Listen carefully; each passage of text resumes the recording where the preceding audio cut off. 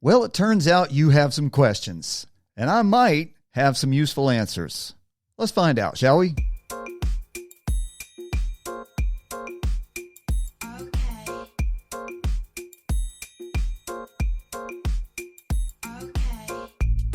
Hey, welcome to the weekend, everybody. This is bFIT Bonus, the extra chocolate chips in your bag of bFIT Radio Trail Mix. Some hopefully useful stuff you can carry into the weekend. I'm Scott. Let's get into it. Well, a delightful thing has happened as a result of this humble little show reaching out into the universe. I'm actually receiving listener questions, which means, I don't know, we must be doing something right, I guess. Looking for information. So I thought I'd use this particular episode of bFIT Bonus to answer them, and perhaps you can find some value here to add to your life as well. I don't think there's a better thing in this world than people seeking to elevate themselves and seeking help to get down the road. So if you have questions, by all means, send it in. Let's make this a thing. You can email me at scott@balancefitsc.com or message me on those socials if that's your thing. Now let's get right into it. First, I want to talk about this. Last night, my wife and I were in the car, and she was kind of flexing her hand, and she pointed down to the first knuckle on her right hand. She's right-handed, and said, I don't know what this is or if it's a thing at all, but this area hurts. And she does have a history of arthritis in her family, particularly with the women in her family, her grandmother and her mother. So that's concerning. However, as I looked at her, there was no swelling or deformity or anything like that. And it just occurred to me as she was holding her hand there like that, she has a desk job. She sits down. Well, we got her a standing desk, but anyway, she works a 8:30 to 5:30 desk job, we'll call it. What she does is very complex, but she's in meetings all day and on her computer. That's what we'll put it that way. And so as I looked at her hand, I'm like, well, look at that for a second and think about what it is that you do every day for 8 or 9 or 10 hours a day. And if you're on the podcast side of this and not on YouTube, I'm holding my hand kind of like a claw. And it's that pose, even when you're not clicking. Think of how many times, if you work 8 or 9 or 10 hours at a desk, how many times you click with that finger, putting, even though it might be minor, a little bit of stress on that joint. But also, aside from the clicking, think about how you hover your hand on that. You rest your hand on that mouse and hover that finger over that. And it just, I told that to her. I said, think about what you do. Think about what you do throughout the day. And I don't know what we're supposed to do about that. In fact, I watch people walk around with, in the modern pose with the head bowed, chin on the chest, arm crooked up with the little handheld glowing god of mental sawdust firmly in the palm and that thumb hovering right there, just mindless, just either waiting to do nothing or waiting to doom scroll stuff that you're never going to actually see, process, or never even remember. And I wonder how long it's going to be before humans evolve into being born into that position, like some dystopian, misshapen Lego man with hands like that and that thumb ready to hover. So anyway, that is from Meredith in Easley, South Carolina, otherwise known as my beautiful bride. So that was just a thing last night. Think about that. Think about all the little modern things with technology that are affecting our lives, and I mean really affecting our lives in little sub-micro ways each and every day that we just don't even think about. And I'm not really sure that there's anything we can do about that. I'm not sure. I know that there's ergonomic mice. And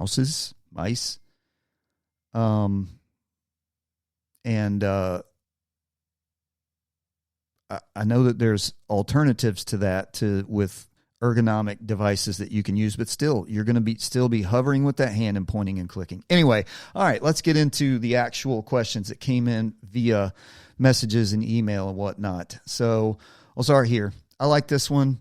I like to know people's stories. I'm a storyteller. I like to tell stories. I love to hear stories. So this one kind of leads into that. Becca in Spokane, I presume Washington. I don't know any other Spokanes. By the way, pretty cool city. We ended up spending a night there at a really rad hotel downtown on a trip that we took out to Idaho and Montana, to Glacier National Park in Idaho. So we flew into Spokane, stayed there, and then drove from there across Idaho, Coeur d'Alene and Sandpoint, and over into Glacier National Park. And if you've never been there, I highly recommend it. Anyway, she asks, multi-part here, how did you get your start in coaching or personal training? What made you want to do this? And do you remember your first client or student? And I like this. So let me start here. Do you remember your first client or student? As I read this and I thought about it, and the honest answer is yes, I do. And it was when I was about 11 or 12 years old. I can't remember the exact year, but stay with me here on this. I was at summer camp. Summer camp I went to every single summer from like age 8 through about 15, and I was a camper and then eventually became a counselor. It's a big part of my life. YMCA camp in Athens, Georgia, Camp Kelly. It's not there. Well, actually, I think Camp Kelly is there, but they've moved the old camp. It's now in a new place. But anyway, we were in the pool. It was swim time, and one of the younger kids was having trouble, younger by like a year or two than me, was having trouble, didn't know how to swim, and came up to me, which I thought was pretty brave of a little kid like that, and asked if I could help. Could I teach him how to swim? And I was a pretty good swimmer at that point. I grew up on the water. And it was, first of all, even at that age, I thought that was pretty cool that he would ask and that I could have the opportunity to help someone. So I did. I walked him through everything, swam him through everything. And, before the end of our swim period that day, he was able to kind of do a serviceable forward crawl. Not quite a freestyle, but he wasn't afraid of drowning. He wasn't sucking water into his lungs. And I was pretty stoked about that. So I really, honestly, in my heart, I consider that my first kind of foray into teaching, coaching, into that kind of thing. And I think I realized very early on, I'm not saying I realized it then at that age, but I realized that I think that I have a talent for it. And I get a lot of fulfillment out of helping people. So that's what I consider my first client, or student, actually, client. There was no payment there. What made you do this, and how'd you get your start in coaching or personal training? I've been involved. I've been coaching all the way from youth to adult since early on, since I was a teenager. And in the Marine Corps, taught mixed martial arts. From there, in through some of my professional life post-military, I trained people at a high level to do various things in the various positions that I held, and I really got a lot of fulfillment and enjoyment out of it. So I've been teaching, coaching, training most of my life. Now, what made me want to do this, and I take that as this in particular, becoming a personal trainer. Through all the coaching and teaching that I've done, I've never had any official certification, never needed it. Well, that's not true. I was certified to do training at a position that I held for a number of years, but that was internally. So there was a catalyst in my life, in my family, that was a lot of stuff that there was a snowball effect that led up to this particular moment that made me decide I need to go ahead and get my certifications as a personal trainer, a nutrition coach, et cetera, so I can legitimately help people. And so people who are seeking this kind of help out can come find me and put myself out there as an actual business person, an actual legitimate personal trainer and coach. And the moment, well, over the last 10 years, I think we've all seen how the culture has declined into being very sedentary, catastrophic amount of obesity, a catastrophic amount of sedentary lifestyle. And I've been watching my own friends and family and all the people around me slowly decline, physically as well as mentally, emotionally, and spiritually. And they're all linked. But about 2 years ago, I'm going to try to keep this as anonymous as possible. On a particular holiday at a particular place, a particular family member was getting a turkey out of the oven. And this particular family member, that involves hinging and loading up that hinge. So you're pulling out a big old heavy bird out of the oven in a hinged position. It's a fundamental human movement pattern. And this particular relative, who should have been able to do it, not enfeebled, not elderly, not a child, nothing like that, should have been strong enough and stable enough to do this and couldn't. And it crushed me watching that.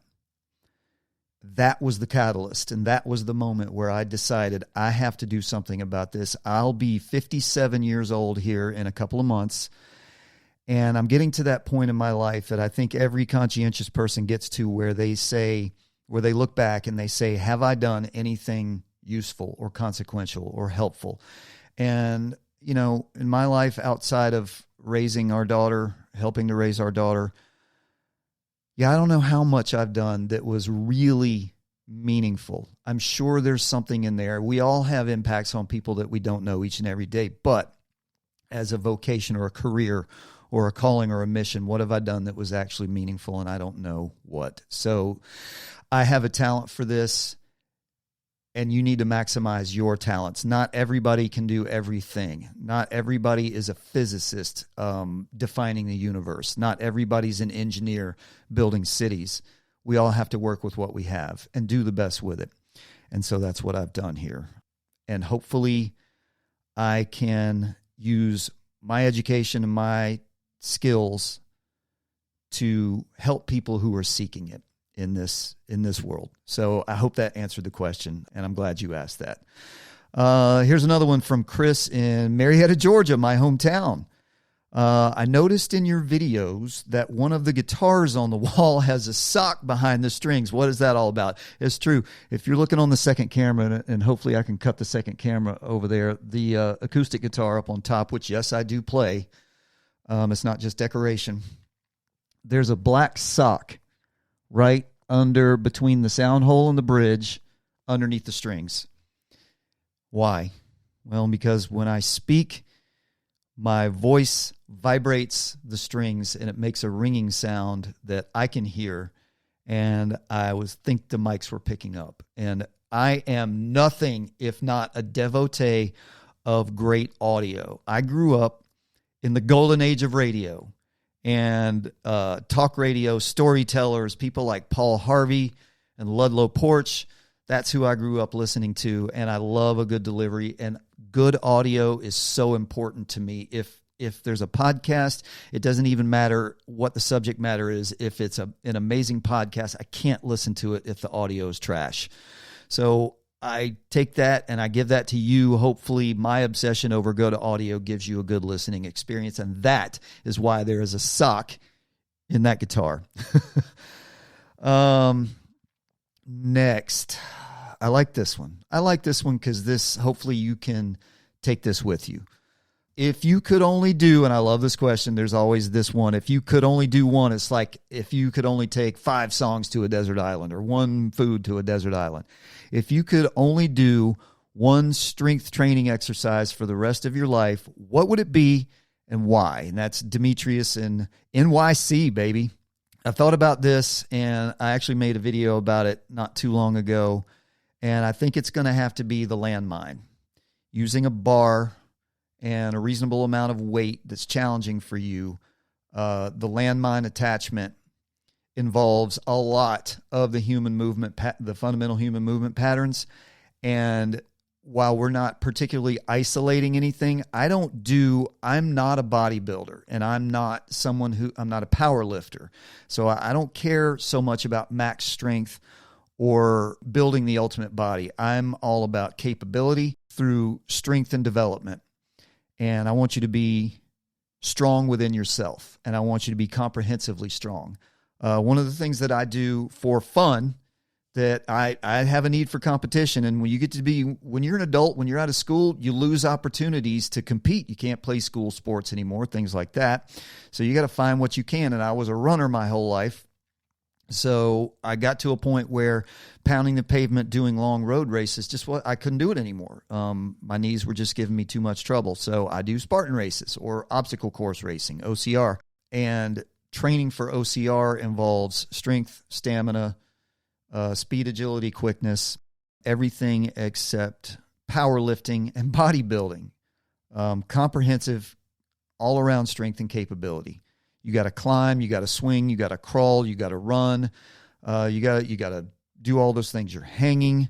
There's a tiny little bit of powerlifting where you got to pick up the Atlas ball, this big giant stone that you have to carry about 25 yards or so.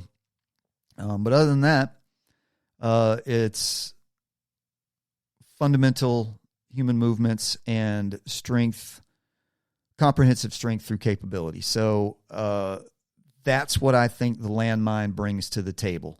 Don't overload it. My preference would be 12 to 20 reps, depending on where you're at in your training cycle and what you're training for. And you can involve a bit of a hinge, a bit of a squat, a bit of a pull, a bit of a push, and a bit of a lunge. You can vary it where you pass it over your head. You can do twisting moves with it. You can do a lot of things with a landmine. So if I was stuck with only one thing to foster my total strength goals, it would be the landmine. Appreciate you, Demetrius. From Cole in Auburn, Alabama. I'm a 33-year-old man, married with 2 kids aged 6 and 8. I was always fairly active and a regular-sized kid. Me too. I played all the usual sports growing up, but I found it harder and harder to find ways to be active as I get older, kind of like what I was just talking about. And I'm out of shape and overweight. I don't like how I feel. My blood work doesn't look good, and I'm really struggling with motivation. What would you tell a prospective client about getting started in a better direction? I appreciate that, and I appreciate you, Cole. And I want to say that you've already taken the first step. You are thinking about it. You are in contemplation, and you're looking to get forward into the action stage. The first thing I would suggest is that you find your why, because things are going to get difficult. It's a pain in the ass working out. It takes time. It takes discomfort. It takes effort, and it takes commitment. And if you want to really be in this for the reasons that you said, which it's going to be a lifelong commitment.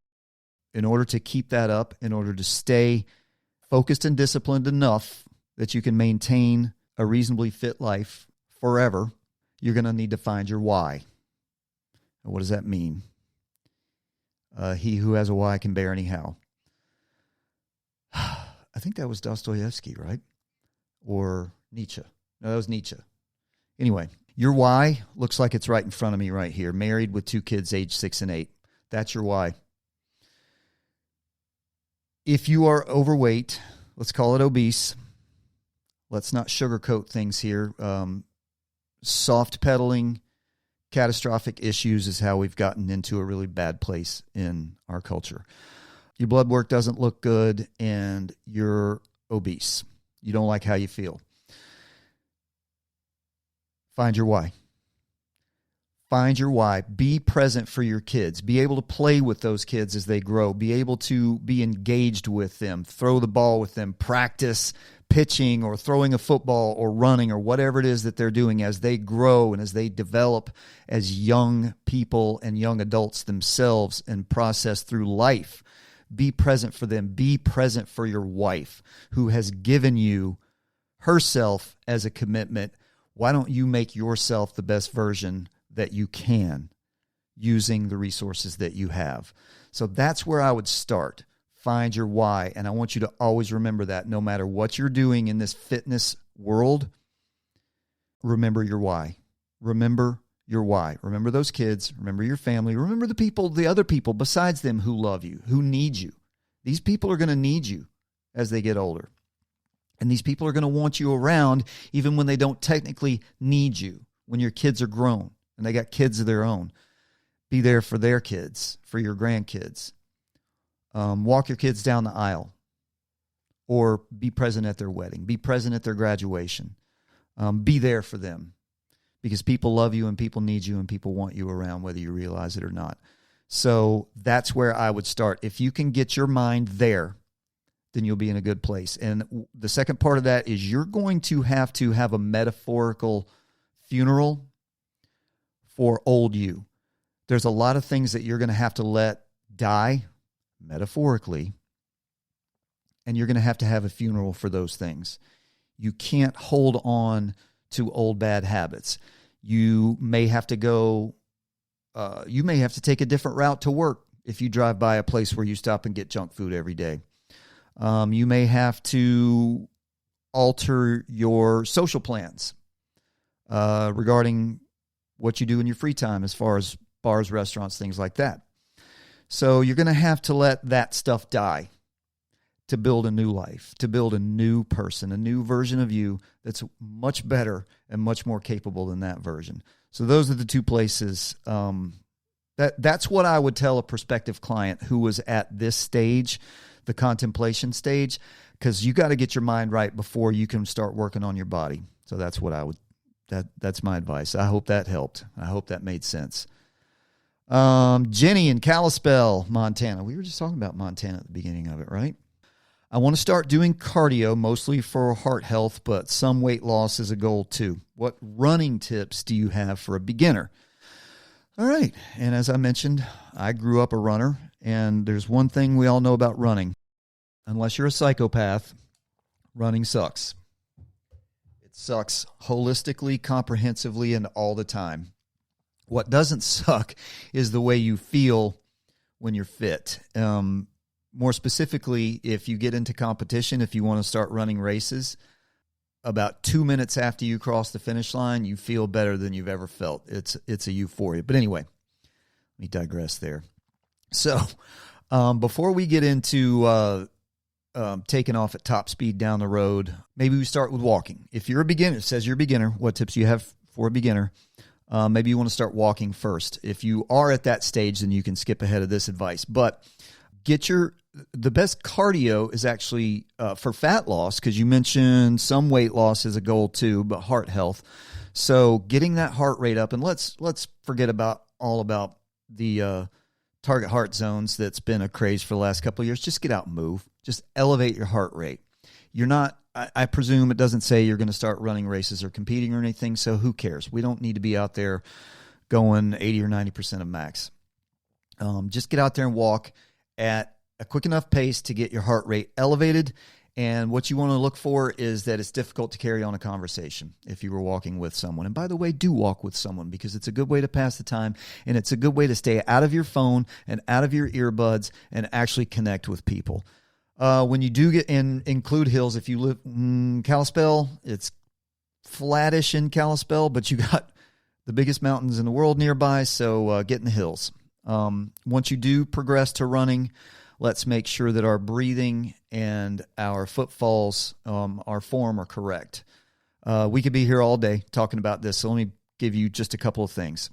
When you start your running evolution for the day, the first few minutes are always the toughest, because your heart and your breathing is way out of whack, and your body's trying to emergency regulate itself, and it's difficult to do if you don't have good breathing techniques.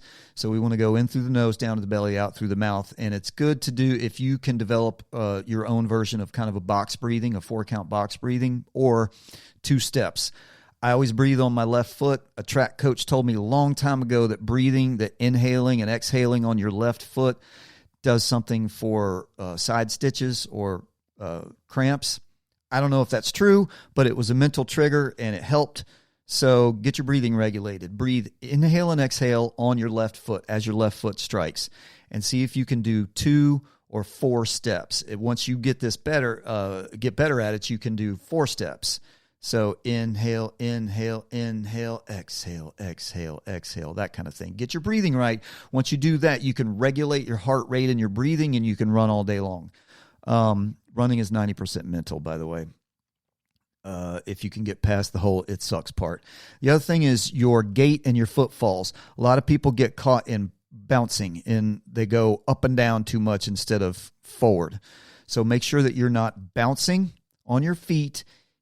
You want your feet to feel like you're pedaling a bicycle. That's a good mental picture for you to get in your head when you're running.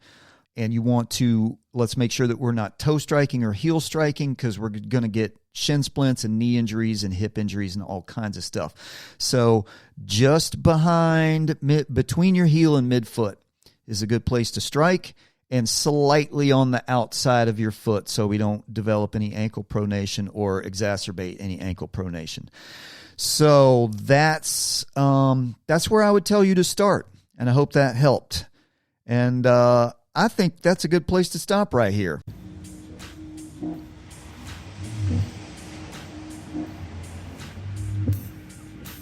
All right. That is it for this bFIT bonus. I hope you enjoyed that. I like to make it a regular thing if we could. Take that stuff into the weekend and put it into motion. Now get out and go move yourself. Read, write, think, connect, and do. Be mindful, be fit, be capable and resolute.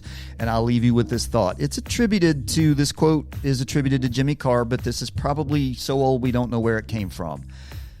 Happiness is your current situation minus expectations. Think about that this weekend. Enjoy your life. Take care of your body, mind, and spirit. And don't worry about the big picture. Just take care of now, right now. Don't have a good weekend, y'all. Have a joyful weekend, whatever that means for you. Peace out, homies, and I'll talk to you soon.